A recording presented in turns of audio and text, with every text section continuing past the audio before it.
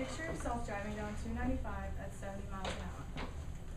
Now, which vehicle do you feel safer driving alongside? This minivan or this utility truck? Show of hands, the minivan. Show of hands, the utility truck. Okay, now I'd like you to rethink, minivan people, I'd like you to rethink your decision based on these two facts. Minivans, regular vehicles, they require no vehicle safety inspection, whereas all commercial vehicles are required to pass safety inspection every year. It's a very thorough inspection. My name is Lisa, and I want to talk to you today about why the state should not have eliminated the safety portion of vehicle inspections. Prior to August 2010, every year you go to an inspection station and you have your car checked out for safety and emissions testing. Now, in 2010, in August, the state decided to eliminate the safety portion of this test in order to save money and try to balance the budget. So we're left with emissions testing. Every 2 years, you still have to have this done to make sure that your car's not polluting the environment.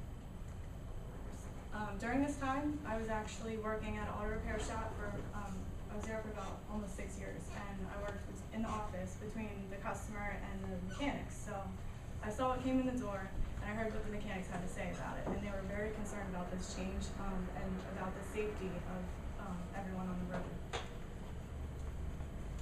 I'd like to go over some potential safety hazards. I'll talk about the issue of responsibility, as well as missed revenues by the state, and I'll address some opposing views also. Let's start with bad brakes. Your brakes, they're very complex. They have metal components that can rust and hydraulic components that can leak. You've got pads and shoes that actually, they all have a limited life. So if you ignore the warning signs, eventually your brakes will go bad. You've got tire failure, things like improper tire pressure, tread wear, nails in tires, and sidewall bubbles. If you hit one of our wonderful New Jersey potholes, chances are you've got a sidewall bubble, your tire is going to blow out. This is a dangerous issue. You've got steering and suspension. Your tie rod ends, failure here could actually disconnect your steering wheel from your tires. Wheel bearings, failure here could cause you to actually lose a wheel. Your ball joints, failure here could cause suspension on one side to actually collapse, which would cause you to veer into oncoming traffic possibly. So this is a big issue that is not being regulated anymore.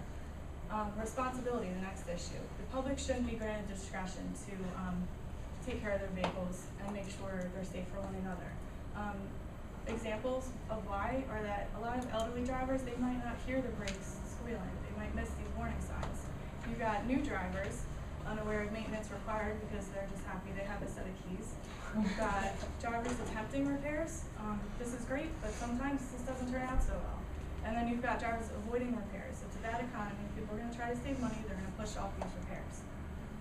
So the state should be responsible for deciding if our vehicles are safe for the roadways and keeping us safe from one another. Especially knowing that 13% of all car accidents are caused by mechanical failure due to neglect. 85% of cars on the road right now require some type of maintenance. Next is missed revenues. Okay, the state intended to save money by making this change. However, because of the change, less safety repairs are being made. So less invoices are being generated that have sales tax attached to every invoice. You've got hard sales on every invoice generated from that repair. The state's missing out on those. And if you know it or not, every time you buy a tire, you've got a tire tax attached to that tire. On top of your tire tax is sales tax. So the state's missing out on all these taxes. They're also missing out on the fact that previously, in anticipation of safety inspection, you might have an estimate of repair on your car that's $3,000, but your car value is not worth, it's not worth fixing it. So a lot of people would have gone out and bought a new car, which the state would receive sales tax revenue from that. So that's not happening as much anymore because people are holding on to their cars. They don't have to fix them anymore. I'd like to address views that people might feel why this would have been necessary. The first is that only 6% of vehicles were failing the safety inspection prior to 2010. So a lot of people felt the state was not justifiable. It wasn't worth the expense. And then also 29 other states have done it, so why not New Jersey? What I have to say to that is that 6% failed because, only 6% failed because people maintain their car in anticipation of their yearly inspection. They're not going, They're anticipating this coming up, so they don't want to have inspection for no reason, knowing that they're going to fail. And next, New Jersey is #1 for most people per square mile. If you take a look at these two population density charts, you've got Kentucky and New Jersey. You can see that New Jersey is very highly populated. There's so many more people per square mile. So wouldn't it make sense that you're driving down the highway passing so many more people every second, that wouldn't there be laws in place to keep us and protect us from each other? So, to review, this change was a bad idea. It's very dangerous. There are severe safety hazards. The state should protect us from one another. We're not responsible enough. New Jersey's plan for financial benefit actually kind of backfired on them.